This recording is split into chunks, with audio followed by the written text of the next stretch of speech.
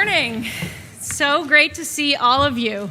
I'm taking off my academic dean hat this morning. I'm keeping my faculty hat on, and I'm here to talk about our youngest children in the education system. So as school starts across the country this month and next, our 5- and 6-year-olds will enter through the big doors as newly minted kindergartners.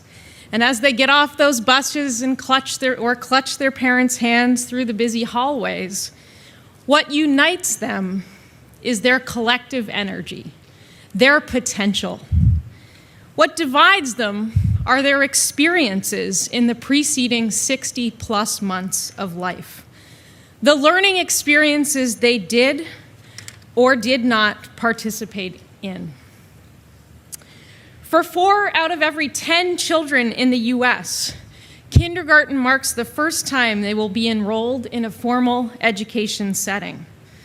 The other 6 already have some experience with formal education. And research tells us that the effects of early education for those 6 children who attended pre-K, particularly those who are most academically vulnerable, will be lasting. They are more likely to graduate from high school, enroll in college, and be productive members of society. If we move past thinking only about access to early education and think about quality, this is the story. Of our 6 children who attended an early education program, only 2 have been part of one that we would consider high quality. For them, those 2, the effects are tremendous. Between half a year to a full year of additional learning in language, literacy, and math. These children started their schooling journey in kindergarten equipped with social, linguistic, and cognitive skills developed through nurturing and stimulating interactions. Formal learning opportunities during which an educator masterfully orchestrated moment-to-moment and day-to-day opportunities to learn. Through role play, projects, through conversations about big ideas and academic concepts, as budding scientists, engineers, poets, writers, and musicians. So why these impressive effects? And why is a solid start in kindergarten not enough to get our children to where they need to be? Well, childhood is not a single period, but a continuum of stages. And the years before kindergarten, those 60 months of a child's life, comprise what we think of as a sensitive period for the development of language, social, emotional, and cognitive skills. During this period, the brain is explicitly designed to recruit information from its environment. When our youngest learners experience high-quality early education, their brains are building new axons, selectively pruning and consolidating synapses, and ultimately building a neural architecture that lays the foundation for subsequent learning opportunities to be more easily taken up.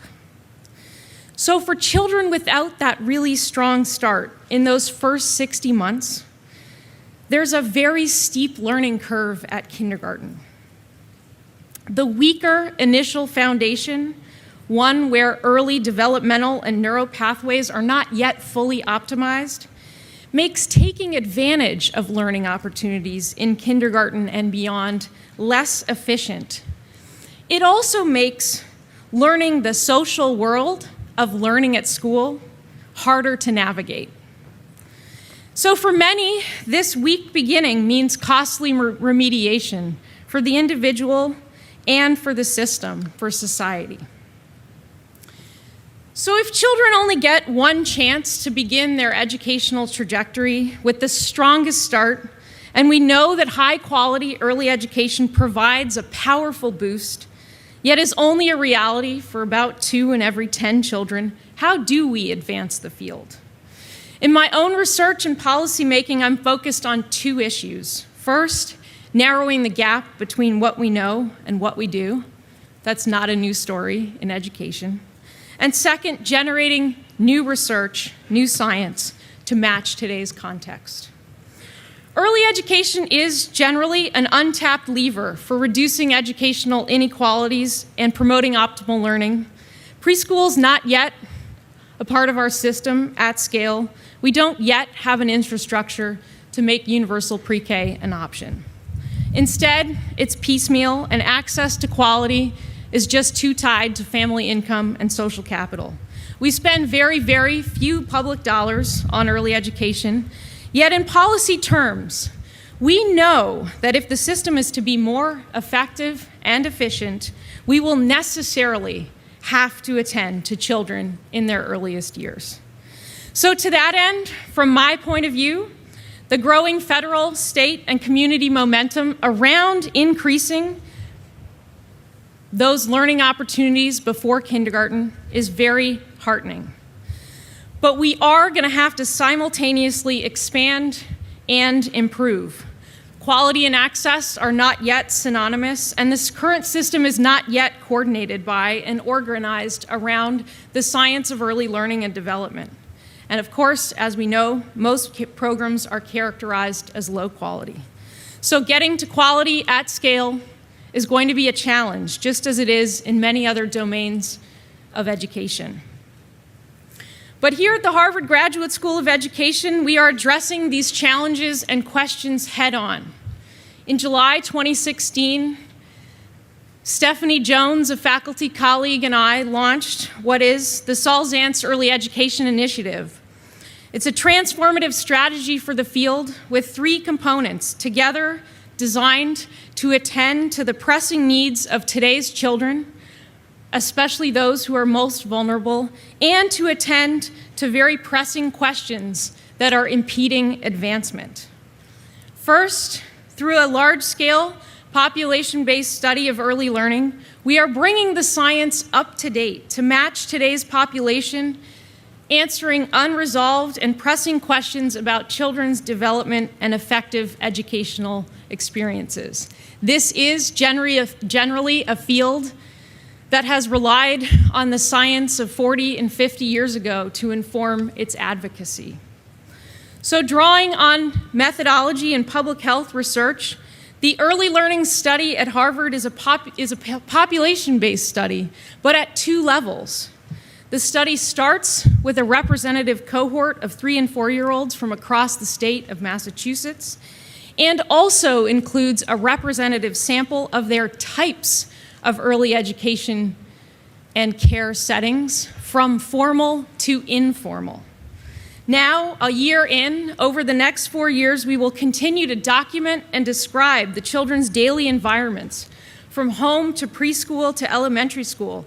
We'll make links between the features of those settings and children's learning and growing, to inform questions about what makes for a stimulating learning environment and how best to deliver on those features at scale.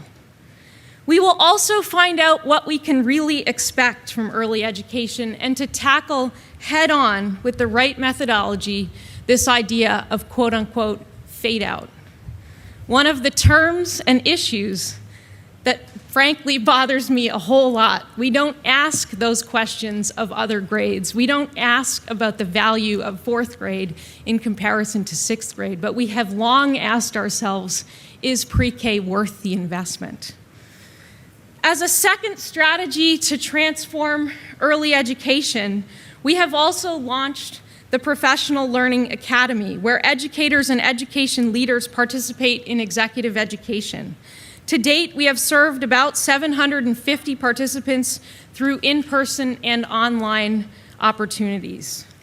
And in contrast to traditional trainings, for transformational change and lasting improvement, today's professional learning agenda in this field has to be characterized by what we think of as a growth in practice model. In this model, participants co-construct solutions to specific yet widespread problems of practice, analyze relevant cases and policies for action, and have opportunities to apply their learning, which transcends regulations and state policy within their own contexts, whether that's a classroom, early ed center, or a state house. And just a few weeks ago, as part of this work, we launched an online certificate in early education leadership. As of now, we have about 250 enrolled in this 18-month program, which will involve communities of practice, planning for application, and ongoing leadership development. And finally, the foundation or bedrock of this transformative strategy is a focus on the next generation of early education leaders. So here among us today, we have the second cohort of Zantz Fellows who have come to Appian Way to develop the knowledge, tools, and networks to be change agents in the field of early learning.